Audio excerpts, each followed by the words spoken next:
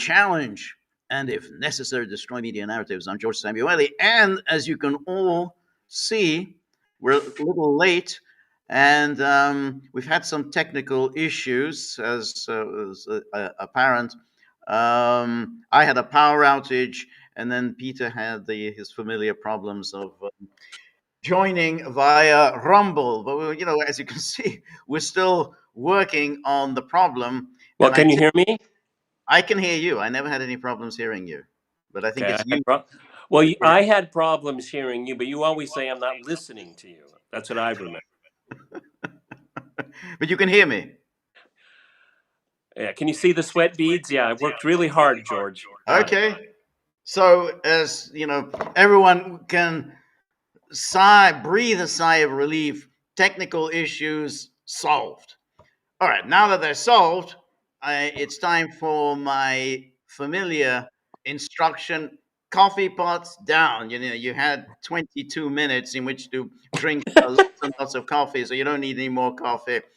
Orange juice, everything. No bathroom breaks now. Yeah, there are no bathroom breaks. So it is now time for our weekly joint live stream. So, without further ado, we get on to the first topic. We normally have a little bit of an introduction. I think we've done the introduction bit. So it spoiled the mood, George. Exactly. There's we're not going to talk about the weather and comparing sandwiches in Moscow with sandwiches in New York. I mean, we're not going to do that. So a number of issues, obviously, to discuss, and there's still the after effects of the Munich security conferences, and particularly the very different American and European perspectives on what took place at Munich. However,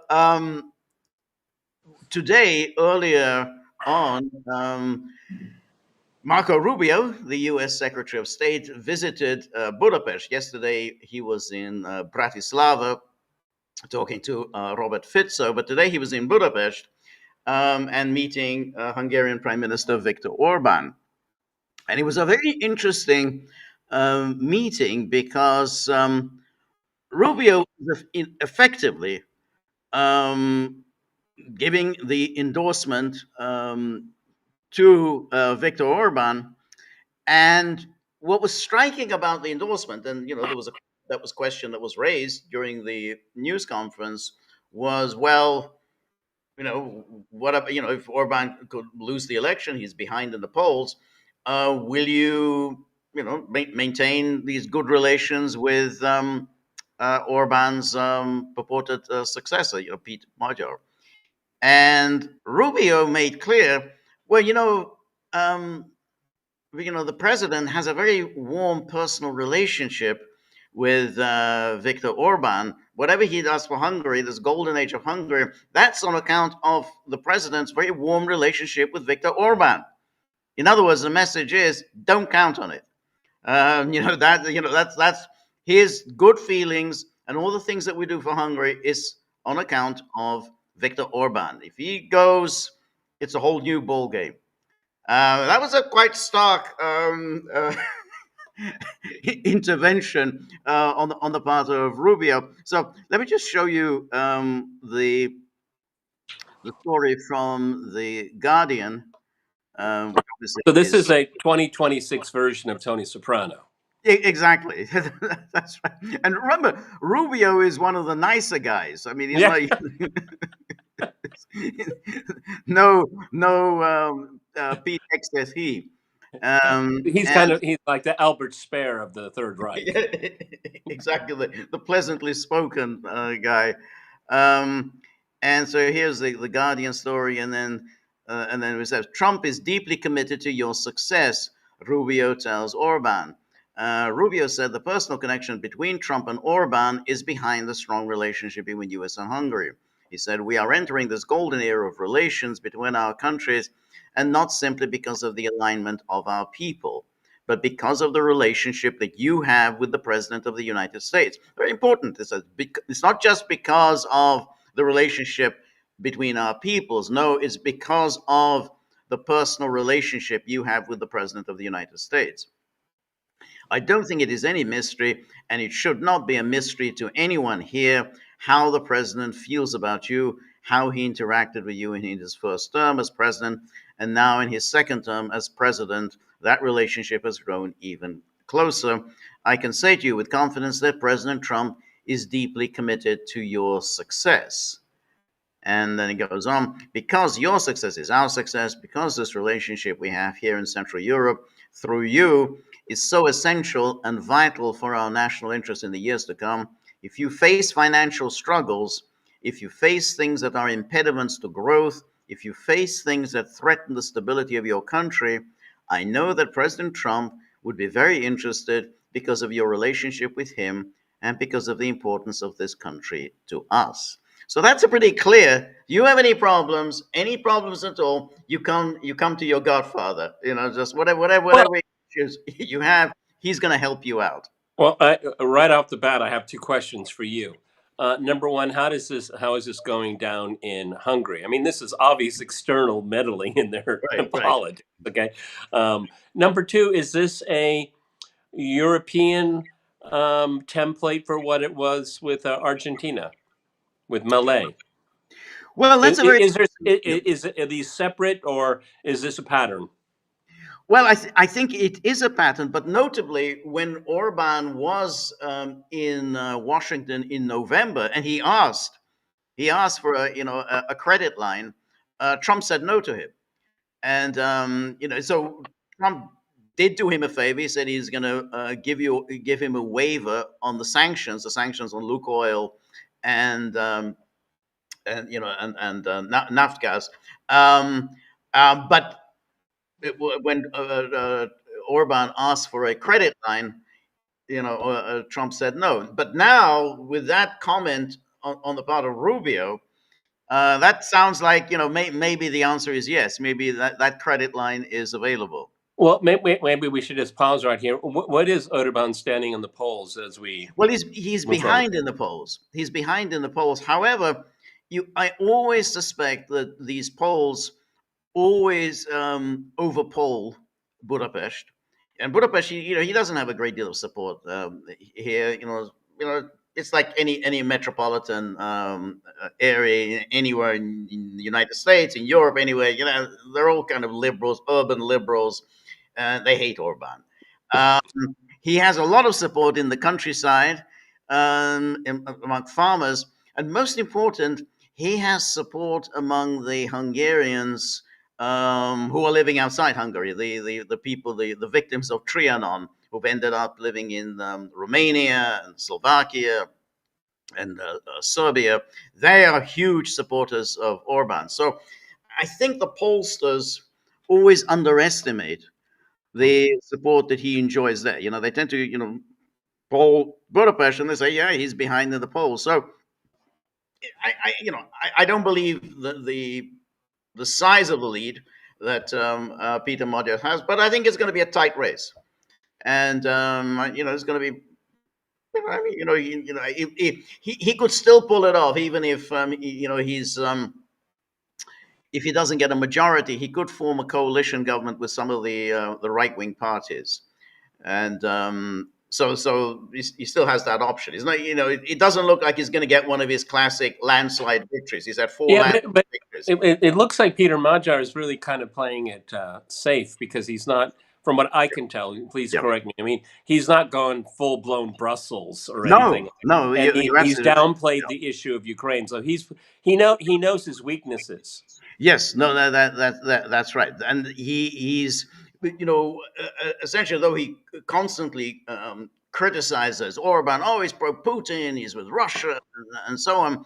When it comes to Ukraine, he says, well, I don't think we need to change the policy there. I don't think we should start arming Ukraine or financing Ukraine. And but of course, I don't believe that. I mean, I think he's Oh just saying yeah. to win an election. I mean, once if he actually gets to be prime minister, he will follow the Brussels line. I mean, that's his whole shtick. Basically, he's with Brussels. He's going to improve relations with Brussels, and Brussels will make it clear to him, hey, you know that 20 billion euros that we're withholding from you, you can have that, but you got to play ball with us, and you got to change your policy on Ukraine. And he will. He's not a man with any strong convictions about anything. I mean, he's just, you can look at him. He's a kind of empty suit or an empty Well, I mean, jacket. so what you're saying is that this is not really an election; it's a referendum again on Yeah, Orban. exactly. Because nobody's going to vote for Peter Magyar; they're going to be voting against Peter. That's right, and that's the problem for Orban, is that there is Orban fatigue. I mean, he's been prime minister since 2010, so that's 16 years. So a generation has grown up really not knowing any other prime minister than Viktor Orban, and of course he was also prime minister between 98 and 2002. So he really has been around a long time. So there's always this desire for change. What works for Orban is that Hungarians quite like that policy, the policy of staying out of the war in Ukraine. That's quite popular. The Hungarians really don't want to get into that war. And of course, what works for him also is the immigration issue. Even Hungarians who detest him, they say, well, the one thing I like about him, he keeps the immigrants out. And that's it.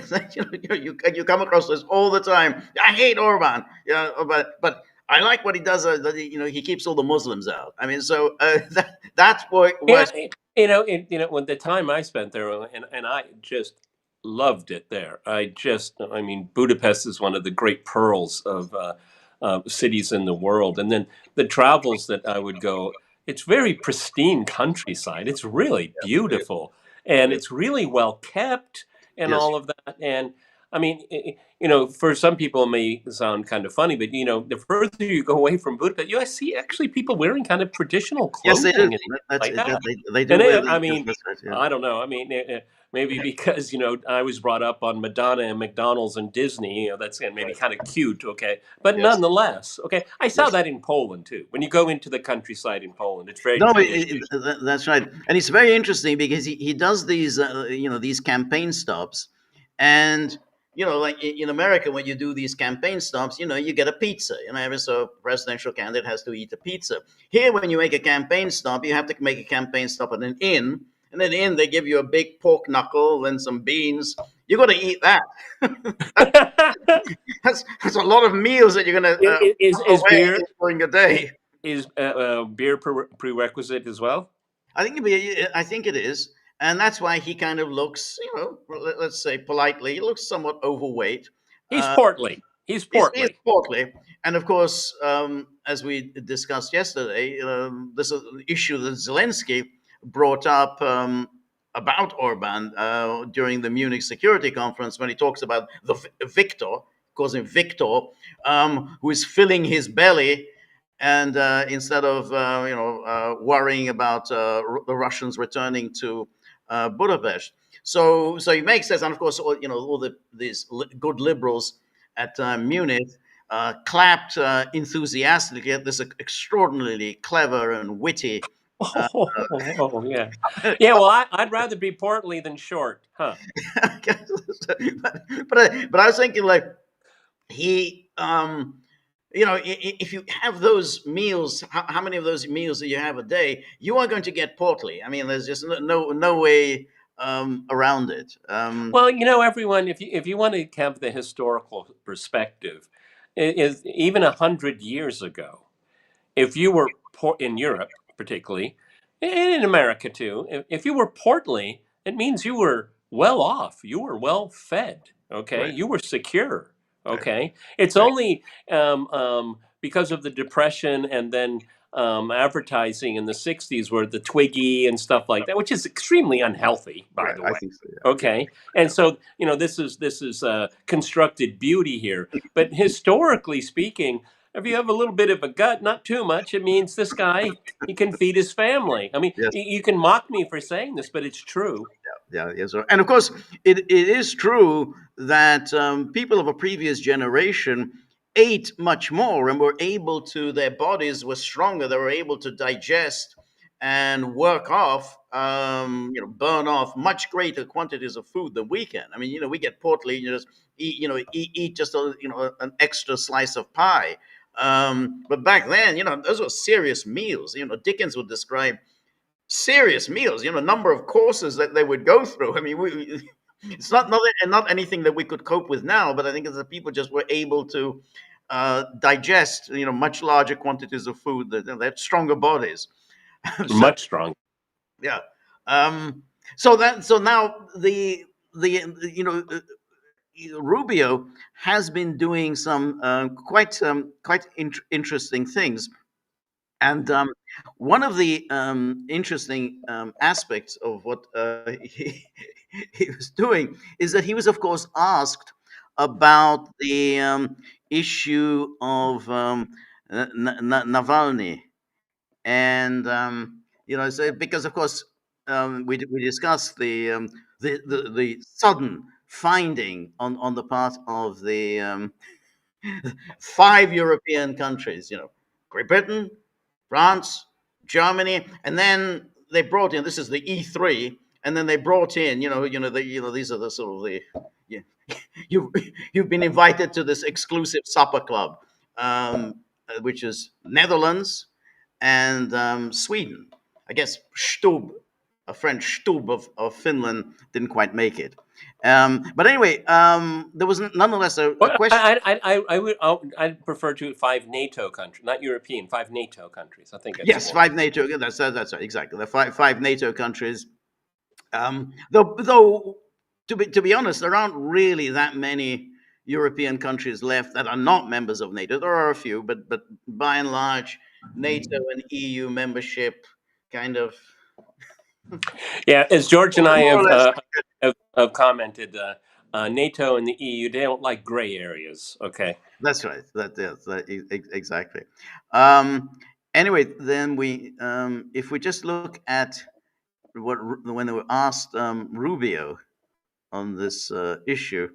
And here it says Rubio says U.S. does not dispute Navalny poisoning assessment by Europeans.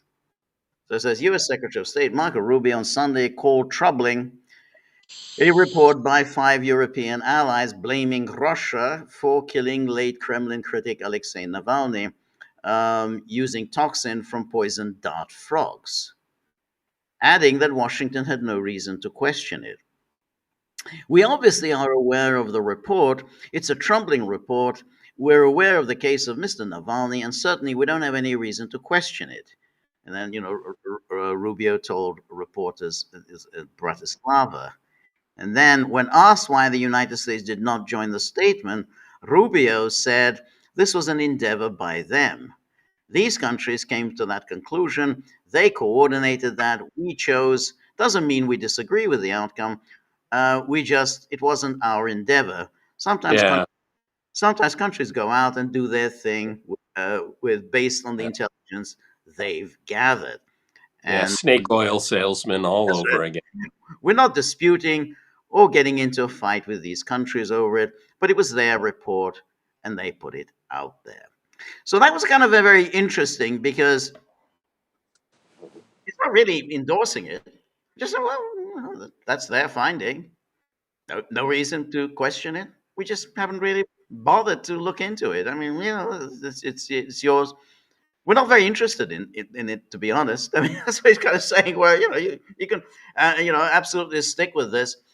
That kind of, I think, deflates this European finding. Once the Americans say this thing doesn't interest us, we're just not part of this, then essentially, what is there left? Yeah. Well, at least he didn't say, well, the Dow Jones Industrials at No, 50,000.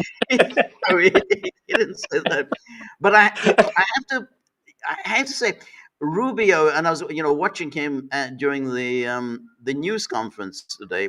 He is he's very, very smooth. You Yeah. have to say he's a Yep. very, very polished player. He's quite formidable. So I mean, obviously And we he's think, enjoying it. He's thoroughly yeah, enjoying it too. yeah, because during the news conference, of course, the subject of Hungary and Ukraine came up, and Orban actually said, "Well, Ukraine is interfering in our election. They're obviously supporting Magyar."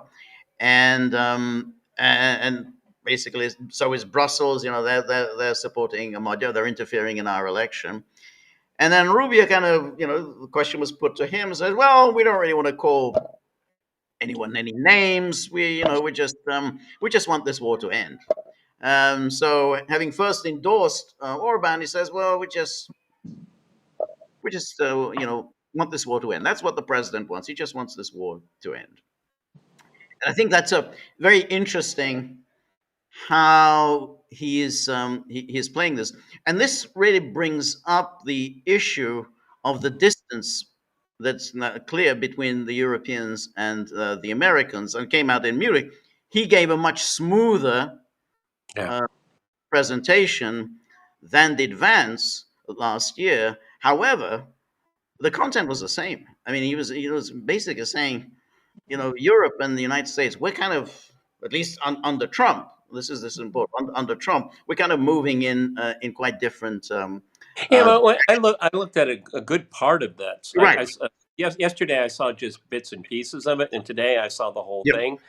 I just said, he enjoys his job, but he didn't give that speech with great enthusiasm, George. I didn't see enthusiasm. I think it was he was making a point. And Right. just before we move on with there, I want to get your thoughts on this.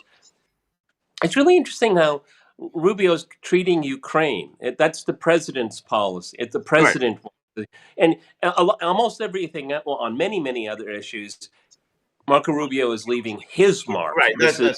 This is like a Rubio foreign policy. He would never say it, but I mean, Right. what he's trying to do, and he was kind of impressing that in his speech here. But the more we go down the road here, the more he's to say, well, Ukraine is President Trump's issue. Right. Yes. No, I think so, and I think he emphasized that also, as I say, as we looked, and the Orban said, "This is the president." It's like president has this view. I agree. However, that speech was quite striking because he somehow, first of all, the speech had nothing about Ukraine. There was nothing about Ukraine. Nothing about I think he mentioned Ukraine once. Well, that was in the Q&A, not in the speech. Oh, It was in the Q&A that the okay. issue of Ukraine came up. But what he did in that speech, I think, was a pretty good speech. He said, well, these are the things that we stand for. We could just take a quick look at about that speech. Because the Europeans just kept talking Ukraine, Ukraine, Ukraine, Ukraine, Ukraine, Ukraine, Ukraine, and he just avoided that and said, "Well, what is it that moves us? What is it?" And he then talked about what Trump himself has talked about, this civilizational issue. So he brings up the man who settled and built the nation of my birth arrived on our shores carrying the memories and the traditions of, and the Christian faith of their ancestors as a sacred inheritance, an unbreakable link between the old world and the new. And then says we are part of one civilization, Western civilization, and then again we are bound to one another by the deepest bonds that nations could share, forged by centuries of shared history, Christian faith, culture, heritage, language, ancestry, and the sacrifices of our forefathers made together for the common civilization to which we have fallen heir. Now, when you read that, that's a pretty what's missing there? Democracy. He's saying, it's about democracy. We can't so much democracy. It's freedom, values, and so on. He doesn't. There's none of that in there. That's a good point. Our common Christian heritage. And then he goes on. He talks a great deal about all our Christian achievements and everything else. And that's, I think, very striking. So he's making a civilizational pitch and not an ideological pitch. Exactly, it's a civilizational pitch. And then and then what was interesting, and we mentioned this yesterday when Schmerz, the German chancellor, said, "Well, MAGA, we're not MAGA. The cultural wars, we don't engage in cultural wars." Well, that's very interesting because Merz is, he belongs to the Christian Democratic Union Party. Well, there's a reason why it's called Christian Democratic Union. It's supposed to be promoting Christianity. I mean, it's not just sort of, you put a name there because it sounds good. It's the CDU, and it has this coalition partner, the CSU, the Christian Social Union. They have Christian in their title. They said, well, we're not interested in culture wars. Well, okay, well, what are you interested in? Because Well, I mean, I don't know. I think that's just throwing a monkey wrench into it. Culture wars. I mean, Rubio wasn't. I mean, that's on the periphery. That's on the margins there, but it's not. That's not the focus. That's the core of it. And Merz is making it. He's exaggerating that. I think that's very dishonest on his part. well, I'm not sure about that, because I think in the end, if you look at the CDU, well, what does it stand for? I mean, if you look at Merz, all Merz is talking about is, hey, building up our military strength, Okay, yeah, Ukraine, Ukraine, Ukraine, Ukraine, Ukraine, yeah. Russian imperialism. I said, okay, well, I mean, Rubio is talking about, well, this is our common Christian civilization. Well, isn't that what the CDU should be standing It, for? it should. That's what should inform its politics. But that was a long, long time ago, George. I mean, what is the difference between these coalitions all through Europe? I mean, they're all center left, center right. They're all the same thing. Yep. I mean, it's so banal. That's why it's falling apart. Okay. Um, uh, Right. and Marco Rubio is kind of smart, because don't talk about democracy, because I think that really will get on people's nerves, okay? Right. Because they'll say, "What democracy you're talking Yes. about?" Yes, well, that's right. But if that is, that's why I think, just if we could just look a little further in that speech of Rubio's, because he here it is.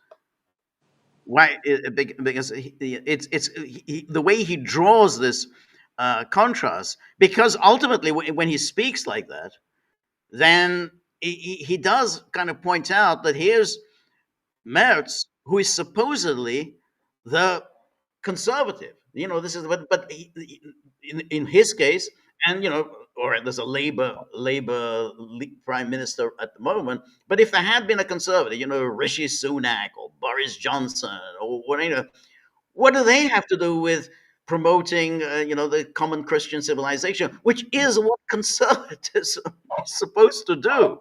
I mean, why call yourself conservative then? I mean, conservative means by definition conserve. You're trying to conserve something. And it is a Christian doctrine informs that conservatism. Yes, it always, ever since the founders of the modern conservative movement going Yeah, to the 19th century. Yep, yep. it's such a good point, because these people that talk about I'm a conservative, I believe in capitalism. Conservatism No, predates capitalism. I no, mean, I really hate when people. Sean Hannity likes to do that. Okay, that's right. Yeah, they're constantly fusing things together that, right, well, it may through time, and if you stress it, but right, conservatism is not informed by capitalism. In fact, right, there's a lot of conservatives that have a very stark critique of capitalism. It is right. antithetical to Christian values. Right. Yeah, that's exactly right. And that, in a way, is the part of the appeal of Viktor Orban, who he goes after the corporations. He goes after corporate capital, particularly the bankers, because he did put all sorts of restrictions on banks. He's taxing banks. He put taxes on utilities, and he's accusing his opposition, Magyar, essentially you want to give the bankers back everything they wanted. So that was, in fact, that's the kind of, it's a kind of the conservative is the one who is attacking the power of the bankers, and it's the supposedly center left, even though Magyar isn't exactly center left. It's the center left who's actually batting for the bankers. And I think that it's a very important point, that's what particularly after 1945, the Christian Democratic Union, the CDU, CSU, was always about, Christianity and what they called the social market economy, not the free market economy, the social market economy. And now, so now Merz says, "Oh, we're not interested in any of this culture war stuff." Then you say, "Well, what are you interested in?" And you say, well, you're interested in real wars. And so, I mean, that's so. I mean, and that's why it's if you look at Rubio, Rubio did. There's no call there for war in his speech, and so but he says the fundamental question we must answer at the outset is what exactly are we defending? Because armies do not fight for abstractions. Armies fight for a people, armies fight for a nation, armies fight for a way of life. And that is what we are defending, a great civilization that has every reason to be proud of its history, confident of its future, and aims to always be the master of its economic and political destiny. And then he talks, and here it was here in Europe where the world, which gave the world the rule of law, the universities, and the scientific revolution, it was at this continent that produced the genius of Mozart and Beethoven, Dante and Shakespeare, Michelangelo and Da Vinci, and the Beatles and the Rolling Stones.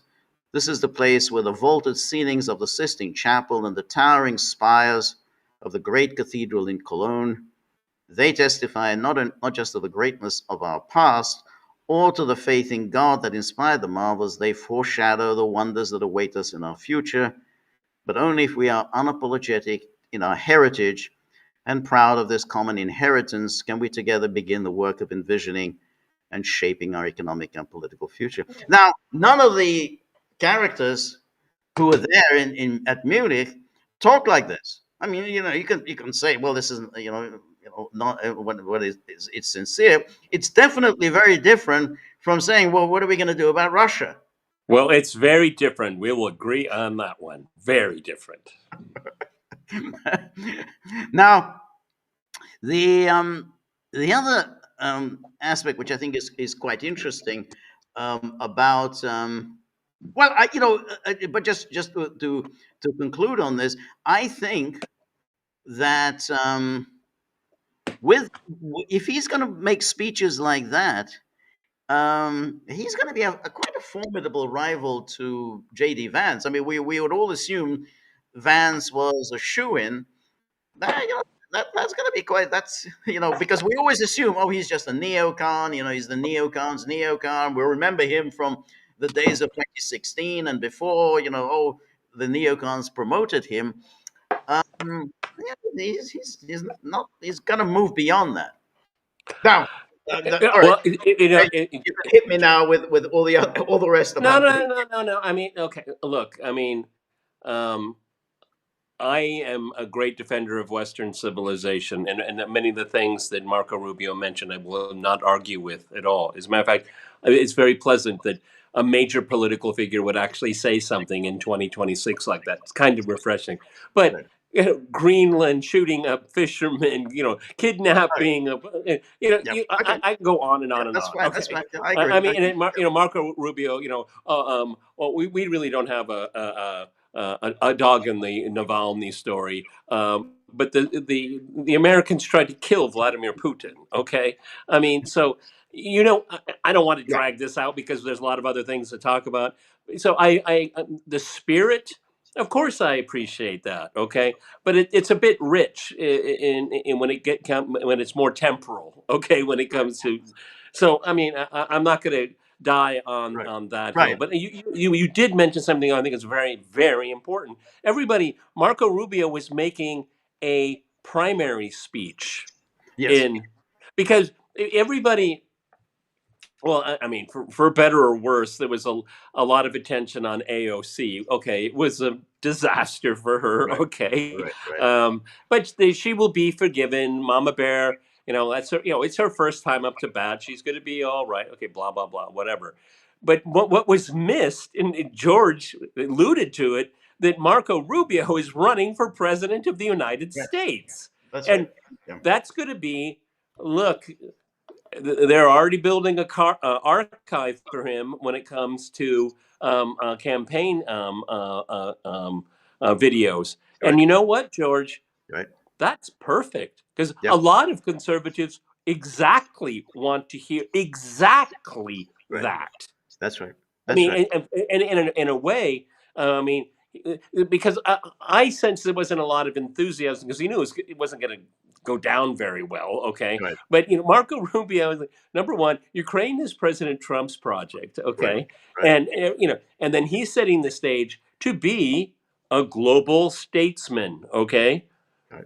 very much so. And I think that speech had more to do with his presidential ambitions than the goals of the Trump administration. Maybe wrong, but I think I'm not wrong. I think so. I think he was doing that, and but it was a very interesting pitch because he could have said, "Look at all the fantastic things we're doing. We're putting pressure on Cuba. We took out Maduro. We're getting set to bomb Iran." He didn't say that. Instead, he talked about the civilization, and we really don't like your policies on immigration. You are destroying your civilization. All very good points, and that's why again we talk about the the sort of when Schmerz talks about, well, we're not fighting any culture wars here.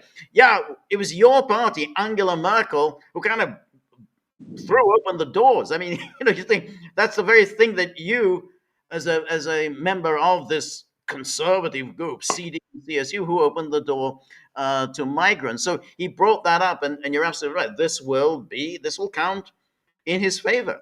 And And also, George, I mean, just the way he was scheduled, he kind of swooped in, kind of gave the ultimate big picture speech, and then he mhm. went away. He Yes, didn't he did. he didn't get into the grime of it all because I'm sure Marco Rubio has met these people enough times. It's like I can't stand these people. I don't want. That's Let me go get some fresh air in Budapest, okay? Because no, I think that's true. I mean, I think these people are a perennial headache to him. Because this is you're messing with Trump's project. yeah. Don't mess with his project. I'm not getting. Obviously, you can see I'm not really involved. So Yes. stop bitching to me about it. Right. Right. Right. No, I think that's fair.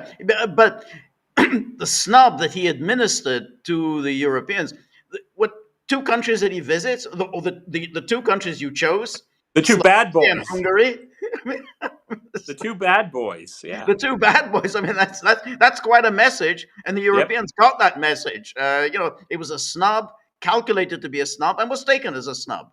Because he could have said, "Well, I'm going to go visit the Czech Republic." No, I'm not going to the Czech Republic. Well, he could have said, "I'm going to drop in on Kiev." No, I'm not going to drop in on Kiev. Go to Hungary and Slovakia. I remember when Xi Jinping, I can't remember, it was last year or a couple of years ago, he also visited Europe, and then he visited Hungary and Serbia. Those are two countries you decided to visit. So it was obviously intended as what it was.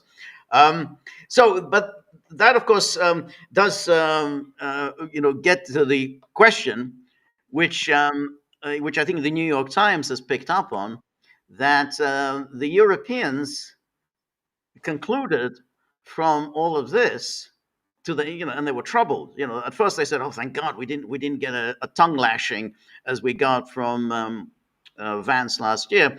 This was so much nicer." But then they looked through the text of the speech and said, "Well, Yeah. it's not No, it wasn't particularly nicer. nice here."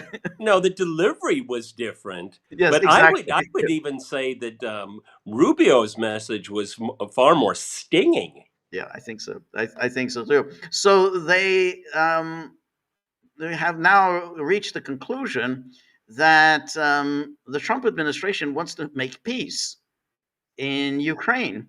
And they're making clear, we do not want this. And even the New York Times kind of picked up on this and said, listening to these Europeans, it sounds as if what they're most worried about is not the continuation of this war, but the end of this war.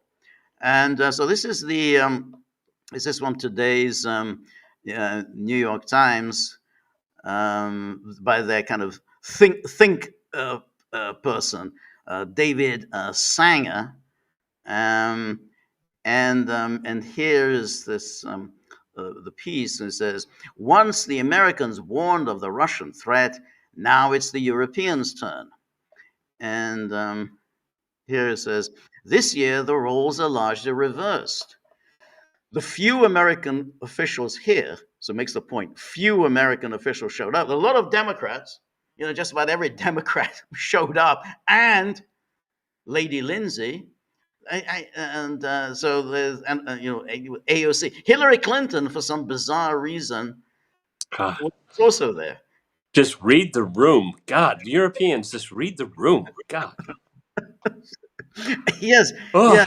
I guess maybe they're thinking that Hillary will be back in some capacity or Well, other. no, I think it was the counter snub. He may, yeah. You want to be snotty, we'll be snotty. We'll bring the person, the most obnoxious person that still walks the earth, Hillary Clinton. Yeah. Yes. I guess Madeleine Albright was not available because she's dead. But yes, damn. Otherwise, they invited her. So anyway, they say only that they are negotiating to stop the killing before moving on to other subjects. So it says the few American officials here, led by Secretary of State Marco Rubio, say only that they are negotiating to stop the killing before moving on to other subjects. And now it is the Europeans who are arguing that even a ceasefire or a peace deal will not end Mr. Putin's campaign of sabotage across Europe, and that his territorial appetites are unlikely to stop at the Ukrainian border. So it's kind of, here's Sanger, who's been around for many years, is saying, well, this is very different. It was always the Americans who used to berate the Europeans for not standing up to the Soviet Union, but now it's the Europeans who have their hair on fire.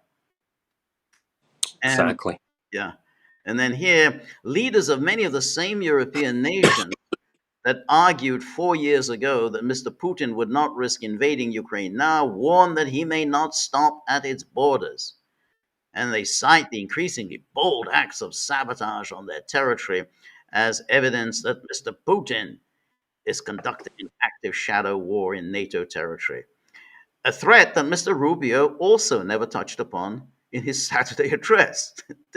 He's soft on Russia. Yeah, Exactly. Soft on Putin. The attacks included, mysterious explosions at railroad yards. How come they're still mysterious? I mean, haven't you solved the mystery yet? Severed undersea fiber optic communications cables, cyber attacks, and drone incursions over the Polish border. Prime Minister Keir Yeah, Starmer, but see, George and I've been down this, So if you many don't, times. how, what is the logic here? I mean, if you can't, how does Russia benefit from this? Because there's no evidence they did it. Okay, No, I mean, no. it's very, very odd. I mean, you Yes, have no smoking gun, you have right. no evidence. The Yep. number of things, this train in Poland. Well, the track was still working and the train still moved on. I That's mean, right. they never mentioned Yeah, that. no, exactly. No matter how many times I looked at the photograph, I still don't see the destruction. I mean, it just looks like there's a railway track and there's Tusk standing there, Well, looking at it. What are we looking at? It looks like something. I mean, I'm obviously not an expert, but I can just use my eyes. It looks like something inside blew up. Nothing hit it. But So, I mean, I, was somebody you know, cooking a chicken and I, something? I mean, but from what I could see, that even if there was something, that would take a couple of hours one afternoon to fix. I mean, the way that they were anguishing, you think, well, boy, this is going to destroy the railway infrastructure of Poland. No one's going to be able to use a train, for the next 6 months. I mean, I don't know. It's a 2 hour labor there. But this is their whole thing. Constantly trying to whip up. And this is very interesting that they're making all these accusations, but they can't present any evidence. And as you say, I mean, okay. yeah, go. Let's do a test. Let's do a test. Okay. So we're upon the fourth anniversary of the special military operation. All right. I can't do it. I'm too busy. But let's look at the 4 years before. Okay, the Okay. conflict. Yeah. How many sea line telecommunication lines were cut accidentally? How many train accidents were there? How many sightings of drones and balloons? George, I put a lot of money on. It's more or less I think static, so. I think so. No, same all the time. that's right. So That's what happens in industrial societies. Okay. I agree. One thing that's also very interesting, and which hasn't been pointed out, just going back to what we were discussing with Navalny and the dart frog poison. They're very cute. I mean, you've seen these pictures of these frogs. That's really cute. But this dart frog poison is that the speed with which they were able to attribute the guilty party, the means by which they murdered Alexei Navalny, and the apparent lack of clues and an inability to investigate Nord Stream, with where was it 3.5 years on, and I mean we're just nowhere with that investigation. You managed to find this, you found the poison, this I dark guess we'll frog never in know. Ecuador, you know, and only produces poison when it's in the wild. But you can't get to this one, right there in big operation like this in the North Sea. You just can't do it. Yeah, you have all of those satellites up there and transponders on ships, and but still Can't do it. can't crack this nut here, It's, George. Just it's, can't crack it. exactly. You're gonna need some Hercule Poirot type, who's gonna solve this problem. We just don't have the resources at our fingertips. But anyway, It's going down in history like who built the pyramids, you know? that's right. Or the Druids, or Stonehenge. Who built the Stonehenge? Um, and then yes, so Keir Starmer of Britain said the Russian invasion of Ukraine and its hybrid threats against Europe left the continent with only one viable option. Europeans, he said, must build a hard power because that is the currency of the age. We must be able to deter aggression, and yes, if necessary, we must be ready to fight. And then he says, but there is little question that the Americans and the Europeans regard the current threat very differently. And then they quote some guy from the Center for the New American Security and a former aide to Senator John McCain, some Oh, guy great. some guy called Richard Fontaine.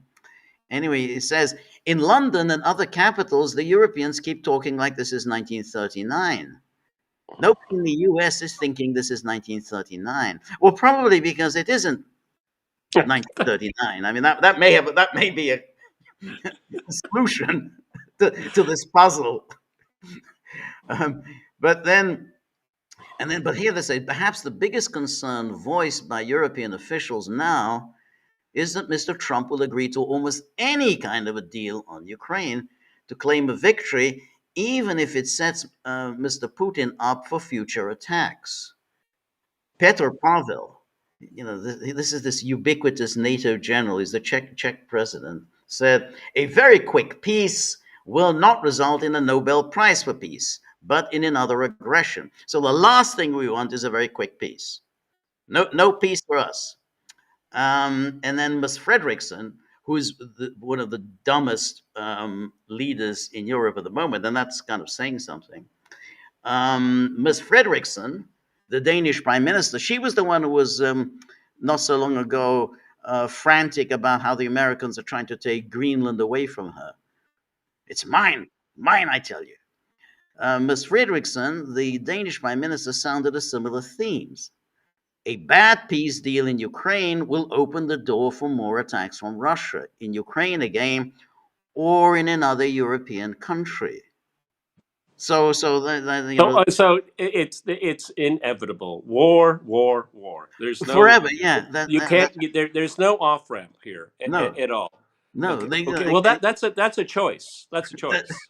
Well, it is a choice, and that's why it's very interesting. I mean, there's Rubio said, "Well, the president wants to end this." They said, "No, don't end it."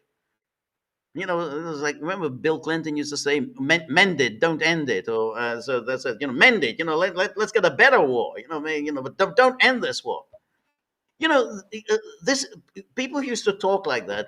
used to be parodied. You would parody people who were constantly wanting war. The famous musical from the 1960s. Oh, what a lovely war! The people just who kind of want war. But this has now become mainstream European thinking. So, last thing we want is to end this war. Well, Um, I mean, yeah, but there's only one way, and this is something that um, uh, they they're be, they're more open about it than they were in the beginning. They with a strategic defeat of Russia. I mean, Kaya Kallas. I mean, this is the caliber of thinking. Is that right, mind you, everyone, the Europeans are not at the table. They have not been invited to the table, and no one talks to Kaya Kallas except for von right. der Leyen. Okay, That's but right. That's right. but because she's a foreign policy whiz, invoking Marvel characters. I'm not really in that world. Okay.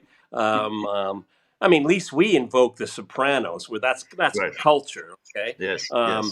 But Russia must have demilitarized its borders. Okay. This is she's a deep, That's deep right. thinker. That's right. That's right. That's right. Well, no. I mean, she has said explicitly in the past that she wants to see the breakup of Russia, and he said that's a good thing. Breaking up Russia into smaller countries, that's a good thing. That's your foreign minister. So she's out explicit in that.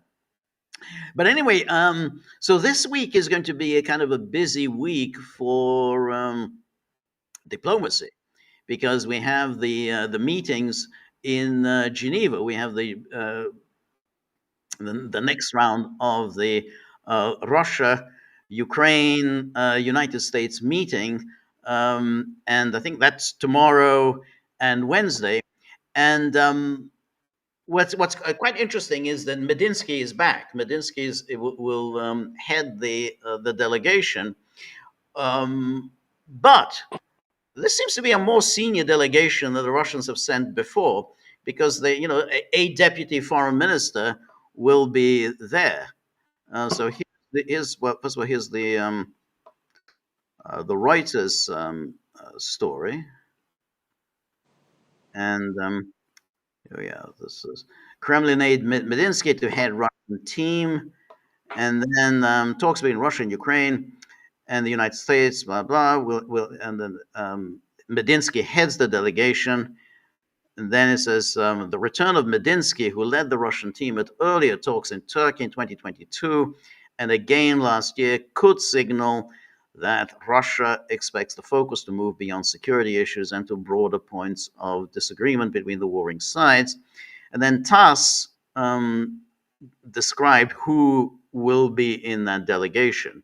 So Russia's delegation, will be expanded, and so indeed this time the delegation, along with Medinsky, will have this Deputy Foreign Minister Galuzin and other officials, adding that the head of the main directorate of the Russian Armed Forces, General Staff, Igor Kostyukov, he was there in Abu Dhabi, will also take part. According to the Kremlin spokesman, Medinsky has been and will be the head of the team at talks in Ukraine. He skipped the previous rounds in Abu Dhabi because they focused only on security issues. And then, the first round of trilateral security consultations involving Russia and Ukraine and the United States took place in Abu Dhabi and so on. So now, it's kind of an interesting that, a reasonably senior. I mean, I'm very skeptical anything will come out of these talks, but nonetheless, the Russians are sending a fairly senior negotiating team. Well, even off the back of our discussion about the Munich Security Conference, the Russians do show up when they're Right. asked. They do show up. I mean, if you listen to the clown show in Munich, that the Russians don't want peace, they don't want to negotiate. It's not true. It's the Europeans that don't want to negotiate. Okay, Right. and that's why they're not there and they're not invited. George. I think we have negotiation fatigue here. Yeah, I um, kind of agree. Yes, yes, yes, yes. look, Yeah, uh, um, Yeah, let's do it. Let's have the meeting. Okay, absolutely. I mean, given the choice, do it or not do it. Do it. Yeah, do it for sure. I I, Okay. I, I agree, but the problem is, of course, that that there's not going to be a deal as long as Zelensky is not prepared to make the concessions that he would need to, and he has been encouraged, and that's, I think, the big um, consequence of that meeting in Munich. I mean, they told him, don't settle. It's the same thing that, the Boris Johnson thing from 2022. 4 years on, they're telling him, And don't how did that work agree out, to anything. everybody? It, How did it that was a work out? catastrophe, catastrophic, Catastrophe. because that deal that was available to him in April of 2022 was a very good deal. I mean, that was, that was an amazing deal. And why did Johnson tell Zelensky, don't take the deal? Because Johnson wanted to inflict a strategic defeat on Russia. So this is our opportunity. We can inflict a strategic defeat, historic, century. For this will last for centuries. That's This is right. to do it. That's right. This is an opportunity that may not come again. That was the whole calculation. Oh, and by the way, Zelensky, you're going to lose a lot of people, but this is the Right, plan. right. Well, that's what they're saying now. Hey, well, we're gonna just keep this going, and that's sort of the thrust of all this. Well, we don't want a quick peace, but then, of course, this raises the interesting question, which is that Trump is going to be in the same place as before, unless he gets his arms around this, and unless he basically tells the Europeans that this is it, that this has to end. Then we're just going to continue like this. This is going to be the same Yeah. after Anchorage, the same after the aborted Budapest summit. The Europeans are going to keep saying, no, we have to keep it going. So And Trump, Trump, Trump isn't going to get anywhere with this plan. But Trump is essentially saying, okay, you broke it, you own it. Right. That's not that's a less than satisfactory approach. But It's that's less than how satisfactory. And yeah, all he yeah, can yeah, say because is, the war continues. no, Okay. exactly. That's what. So he says, well, okay, well, at least we're not paying for it. But of course, Americans do pay for it, and I think it was quite a good article in Responsible Statecraft about a week ago saying, well, actually, America does pay for it because all these weapon systems that the Europeans are purchasing made basically the Americans don't have these weapon systems for themselves because they have to keep giving them to the Europeans. Yeah, the Europeans are paying for it, but that means America is going to be short of these weapon systems that it needs, and it's all being sent to Ukraine. So in effect, America is paying for it by essentially denuding its own armory. And all of I can guarantee you, everyone, because there's talk here. Any level of sophisticated weapon it's reverse engineered very quickly, okay? Because there are people in the Ukrainian government that will sell arms and weapons to the Russians for money, okay? Yeah. And then they reverse engineer it, so they know exactly what American technology is. It's so patently obvious, okay? Yeah, but I mean, so as George and I've reiterated for almost 4 years now, the longer it goes, the worse deal you're going to get. Okay, Right. Right. the Right. worst deal you're going to get. Just to reiterate, George, and remind our viewers, you and I were just dumbstruck with the Istanbul Yeah. process. We were like, "Whoa, really? Really?" It was exactly. Remember, no territorial concessions. Zelensky was not being asked to make any territorial concessions. The only concessions he was asked: limit the size of your armed forces, limit the size of foreign military presence, and security guarantees for all sides, which is standard practice. There's absolutely nothing unusual about that. Standard practice. How do you bring peace? You provide security guarantees for everyone, and then rather than just to one side, which is just guarantees for war. So it was a good deal. All of the territorial issues as part of the Istanbul, would be decided upon subsequently in negotiations between Zelensky and Putin. It was absolutely in the agreement. We've talked about it at length in the past. What was in that Istanbul agreement? So that was a really good deal. Not at all a good deal for Russia.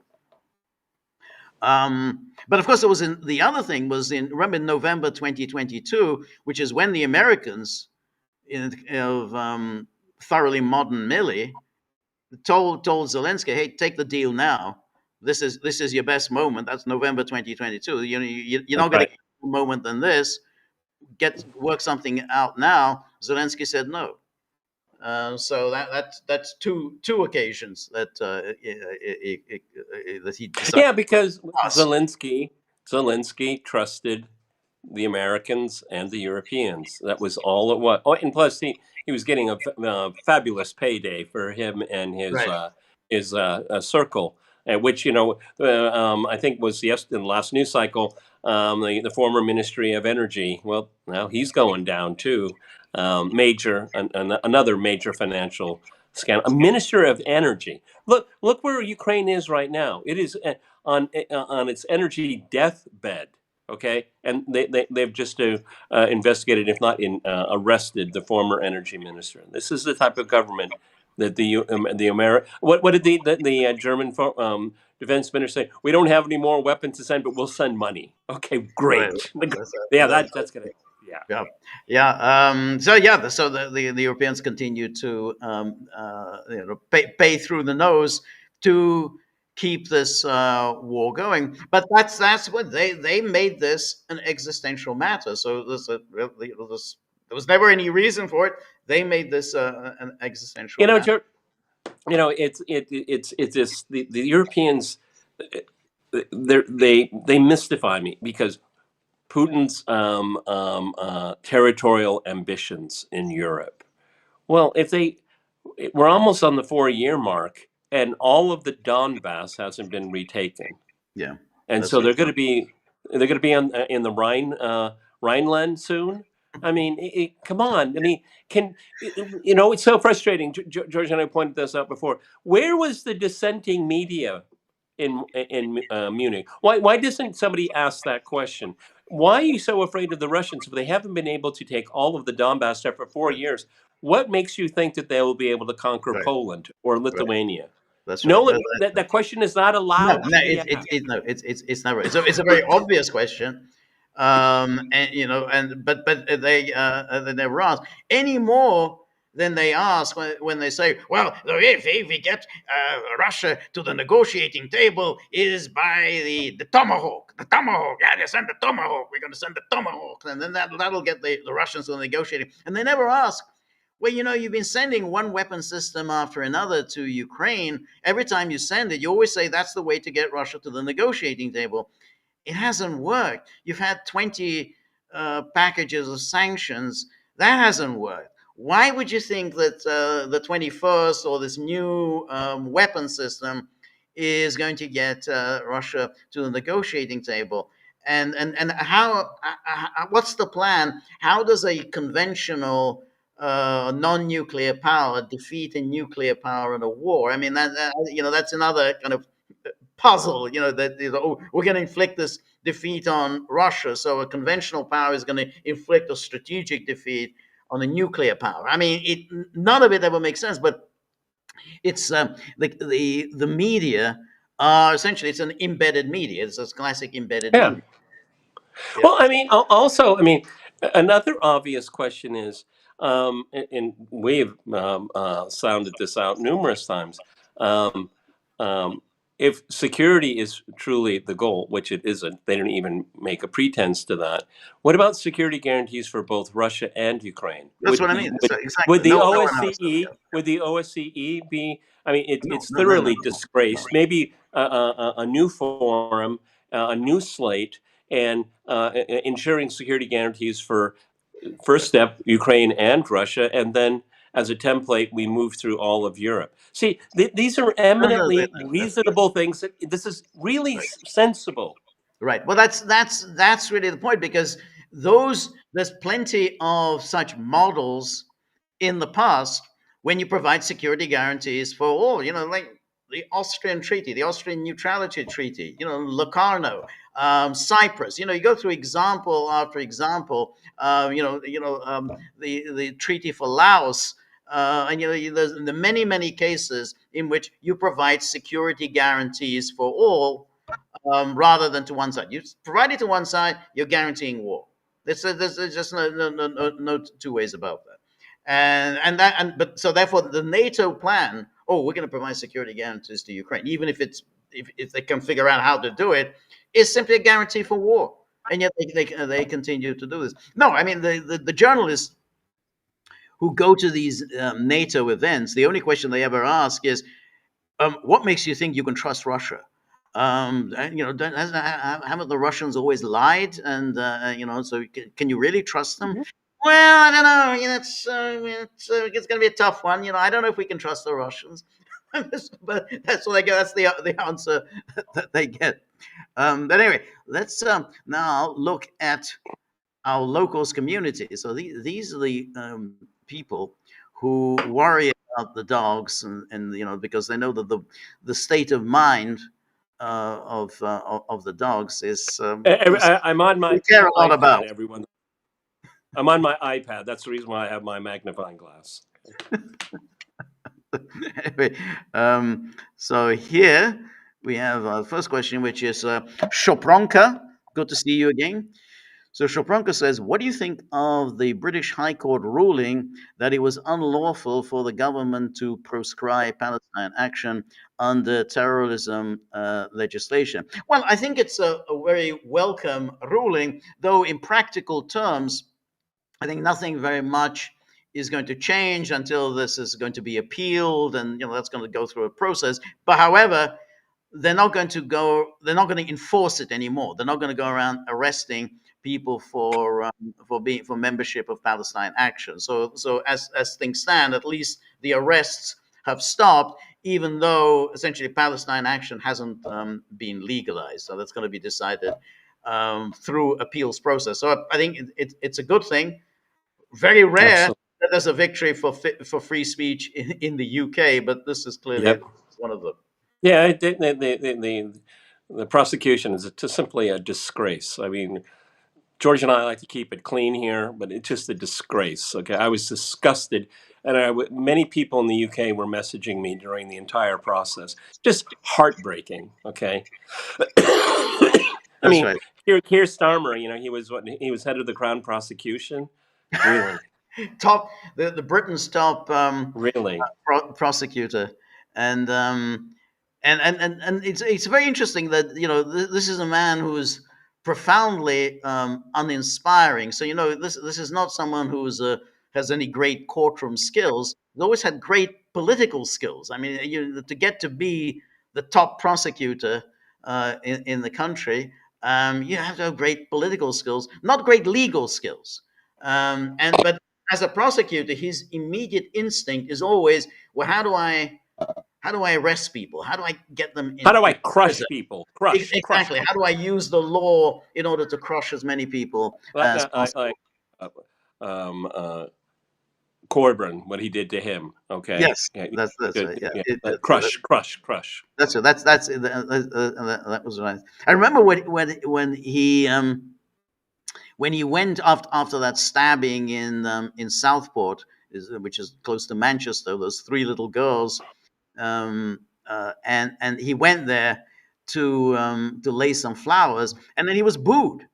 He was, the people were so angry with him, and instead of trying to address them, go to talk to the people, try to allay their frustration and their anguish. You murder three little girls. That's people have a visceral reaction to that. Instead of doing that, he walked off very sullen, very angry that this was the response that he got. Didn't talk to anyone, and then he unleashed the instruments of the state against all the people who were protesting against him. Yeah. That's the measure of the Do, man. do you remember that apartment building, that high rise, that horrific fire? Or was it Grenfell fire, the Grenfell, yeah. Grenfell fire? Jeremy Corbyn went there, and Yeah. what was how did they receive him? Hug Yeah. after Right. hug Right. after hug, and the genuine tears, no crocodile tears. I mean, there's the juxtaposition right there. Okay, Right. I mean, and he was unaccompanied. He went there by himself. Yeah. He had no bodyguards. Right. He just Right. for all I know, he rode his bike there. Okay. That's right. Yeah. He probably did. After making his jam, like he makes his homemade jam. Um, anyway, our good friend Cynthia, always very good to see you, Cynthia. Thank you, Cynthia, as always, for your generosity and for your really always excellent questions. So Cynthia says the EU is preparing to fast track Ukraine through reverse enlargement. Grant membership first, sort out rules later. Yeah. God. They're very well. Grant membership first, sort out rules. That's a European solution to a European problem. Oh my God. Oh yeah. So an aspirant determines the rules of entry. Really, that's what they're doing. They're flipping it. The aspirant country determines the rules in which it's part of an enlargement process. This is Right. absurd on its face. That's right. That's right. But very, very well put. Grant membership first, sort out the rules later. A brazen move humiliating Turkey, which spent decades doing things properly. Yes, that absolutely. Yeah, but Turkey was never likely to get in. I mean, that was always a pie in the sky. Turkey getting in. Hungary is predictably furious. Yes, and April's elections could decide if Orban stays in power.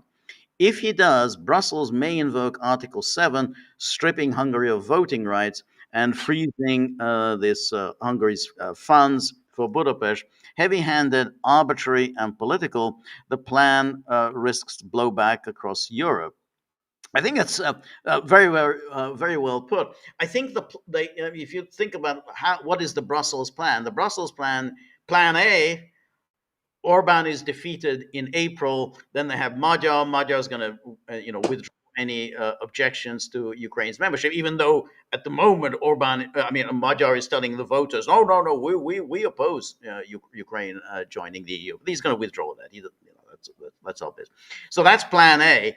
If that doesn't work and Orban is reelected, then Plan B is to move from unanimous voting to majority voting along the way. In other words, that it's as you described, it's a process. They're going to have you have to go through this step by step process for membership, and during this process, they're going to have majority voting, so they can just simply ignore Hungary's objections and Slovakia's objections, and then move towards that final vote. And the final vote, as things stand, has to be unanimous. And maybe they think, well, by that time, maybe Orban will have a heart attack. He's not going to be around or whatever.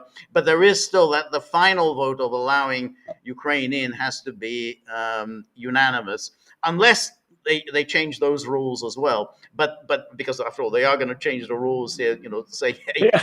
we have majority voting. We're not going to waste time on unanimity.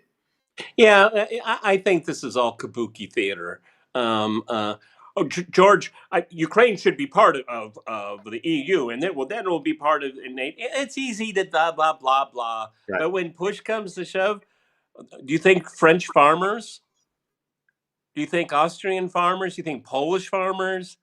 I don't know. I think it's easy, cheap talk. But when I Right. think when it gets to push comes to shove, I Right. think people say, we got to we before you even think about Ukraine, we have to resolve the agricultural problem within the existing union. Okay, you're only going to make it far, far worse. Okay, so it's easy to talk this way because you're pounding your chest and all that, and it's against the Russians. But then do you really want to go there? Really? I don't think Ukraine will ever be part of the European Union. Well, I mean, in principle, I agree with you. On the other hand, this whole Ukraine project has now become an existential matter Yeah, for yeah. Europe. And you're right, the farmers are going to object to it, the truckers are going to object to it. There's all manner of groups are going to object to it. However, the elites really they don't pay too much attention Yeah. to what the public says. Look at Macron. Macron enjoys what's his popularity? 8%. He 8%. he I didn't think. get 8% support. I think. I think almost all of them are single digit now. I think Yes, that's almost right. all So of them. you don't reach levels of support in single digits by paying attention to the needs of your voters. So that's why I think that they may just simply cajole enough countries on this project of getting Zelensky in that they'll just ignore all of the constituencies that Mhm. will object to it. I mean, none No, of no, them. no. You're absolutely right because Ukraine is messianic now for them. Yeah, Yeah, that's yeah. right. Yeah, and so I mean, you're right in saying, okay, well, they can let Orban raise all these objections. In the meantime, they however keep uh, quiet.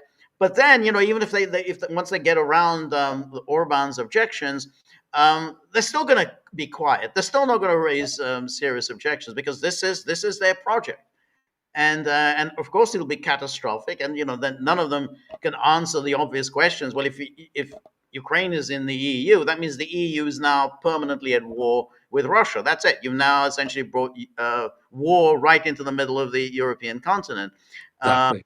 no Nobel Peace Prize winner, the EU, has now done this, or all the effect that this is going to have on Polish farmers Yeah, and yeah. Think Bulgarian about it this farmers. way. Think about it this way, everyone. It's not that it's presented to us as that the EU will be entering the European Union, but you should think about it the other way around. It's about the European Union being brought into Ukraine.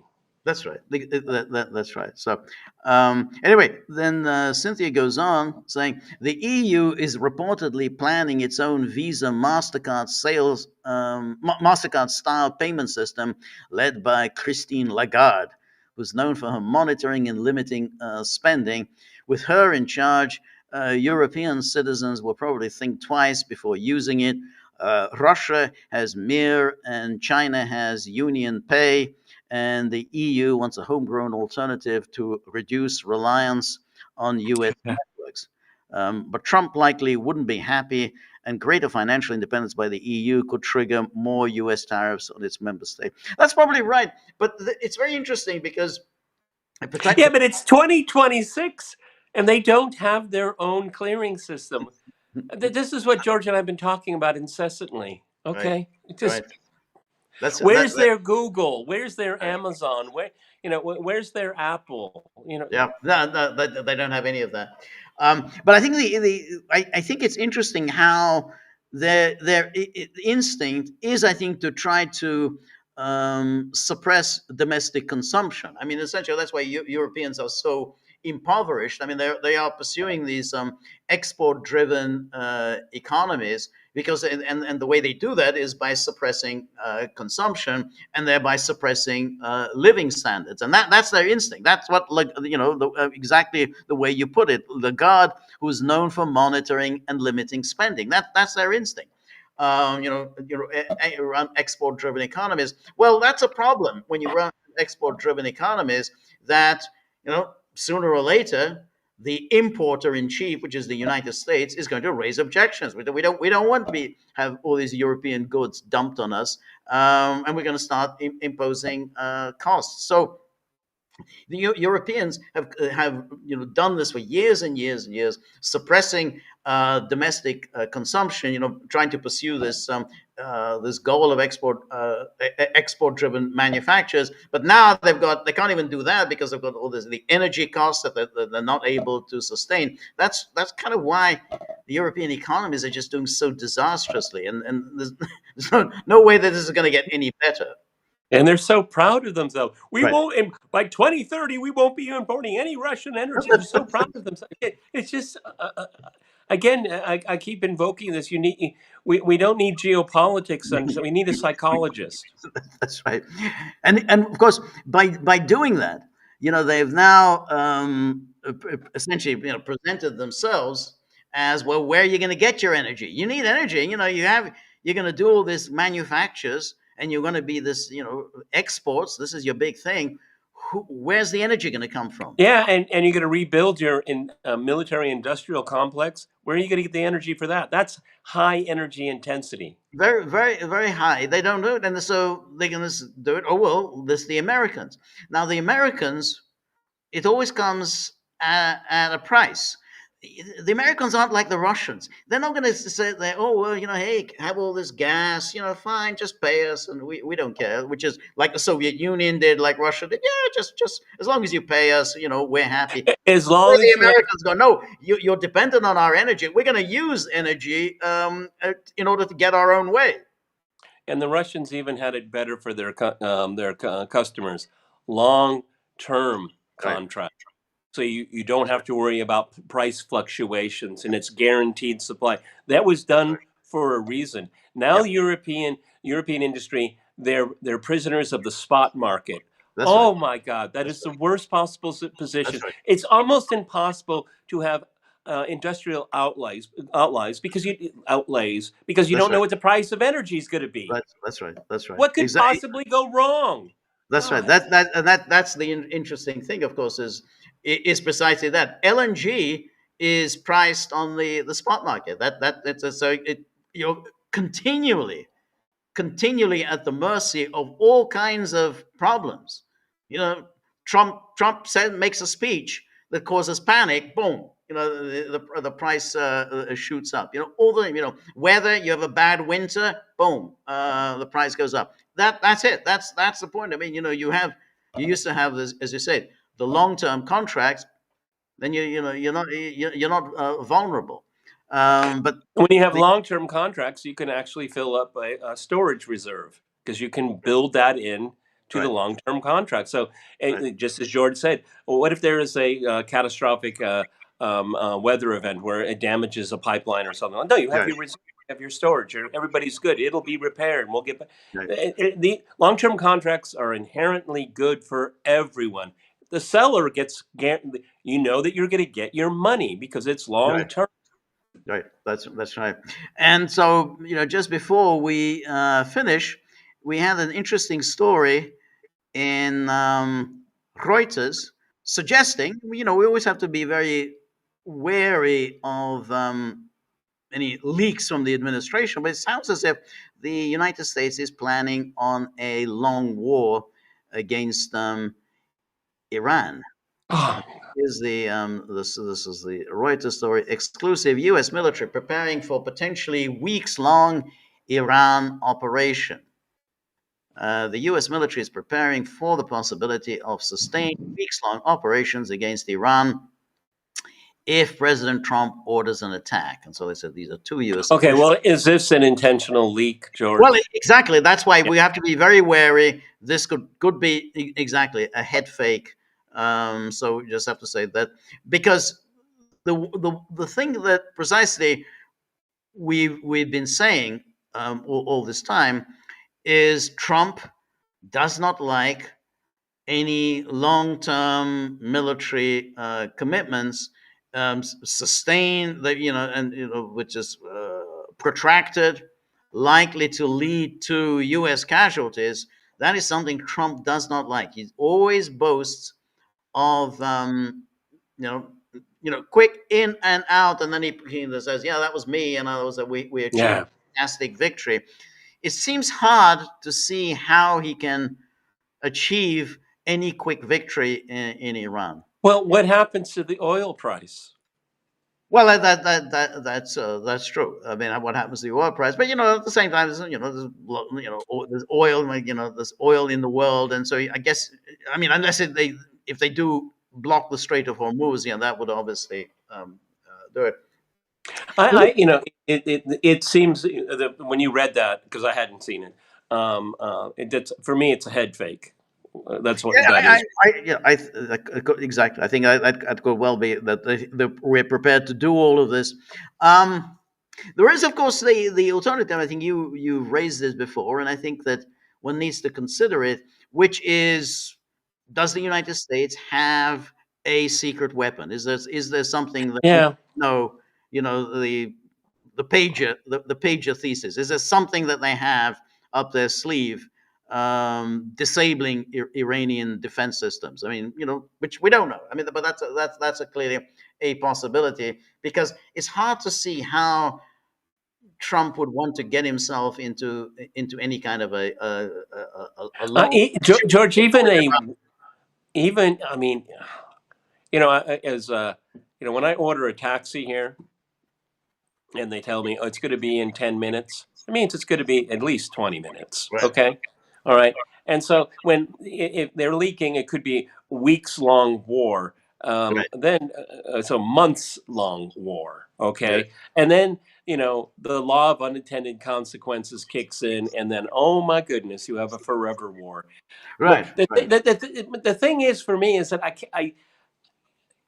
you would have to really convince me why Trump would go for something like that, because I can't see he's it either. in, boom, out. That's right. I can't see it. I can't see how he would benefit in any way at all. And politically, the only person who benefits is Netanyahu. Well, But not even Trump that, because Israel. Well, Israel. But Yeah. I guess he feels that once a long war starts, the United States isn't going to back down. The United States is actually that's going to base. Hey, the United States is going to essentially be fighting Israel's war, and so that's a satisfactory outcome for him. Hey, that's a war between them. But otherwise, I mean, but Trump isn't like that. He's actually quite a cunning sort of person. He's been a businessman all his life. He's a survivor, and this, as things stand, it just would be a disaster for him. So that's why you think, well, he's blustering and And is plus it's and we hard to know see how he benefits from this. that Witkoff and Kushner.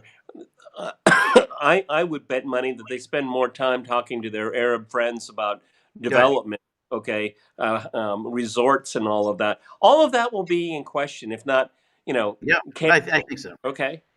That's right. And I mean, he's got the Board of Peace meeting coming up. I think towards the end of this week. So that's the inaugural meeting. So that's already a kind of a big deal. They're all going to show up for this inaugural meeting of the Board of Peace. They're not going to appreciate an attack on Iran while they're in Washington at this inaugural Board of Peace meeting. They wouldn't appreciate being made to look fools by Trump. So that would be a total disaster for him. So it's hard to see how he can get himself out of it. But he has to get himself out of this, because this is just an absolute political disaster. Yeah, I mean, again, hope dies last, particularly with this administration. But I'm not ruling out that Trump just bites the bullet and JCPOA 2.0. No, I And wouldn't rule it out either. call it a victory. I wouldn't rule it out either. And because the project, the regime change, that's not going to work. I mean, if you start, we're going to, all right, we hit the various, the IRGC and so on. Okay, so you hit them, and then what? That's not going to affect regime change. It never has. Then that's not how you do. Yeah, the bombing of Dresden didn't Right, that's affect regime change. But firebombing Tokyo didn't affect regime change. No, it doesn't. It doesn't bring regime change. And I mean, the plan. I mean, if there was a plan, at least for regime change would have been to bomb when there were these riots. Well, then I don't think that would have worked either, of course. But nonetheless, at least you can see some kind of a mechanism whereby you can move towards regime change. But simply hitting the IRGC or some command centers, assassinating Khamenei. Oh, Mark Levin will be happy. Okay, you've killed an 86-year-old man, and where does that get us? They're the known knowns and the known unknowns.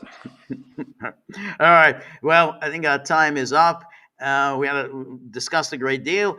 I'm sorry Hey, to hey, everyone. those complaining that we started late, I just have this for you. I made it, okay, and we had extraordinary problems, but I made it. So That's right. I'm glad Exactly. you waited. Exactly. We did it. You know, it was touch and go. It looked like it Touch. wasn't going to happen. So we did. So anyway, thank you so much, everybody who joined us. Thank you for all of your comments. Really, thank you so much for your really interesting and challenging questions. We'll be back. One hope. Same same time for the live stream next Monday, and then please join me for my solo live stream Tuesday, 3 p.m. Eastern time. And of course, never forget the dogs. You know, they're not then they're staring, you know, intently at that tip jar. They can't take their eyes off it. So we want to, you know, let them have a better time of it. Anyway, see you very soon. All the best. Bye bye.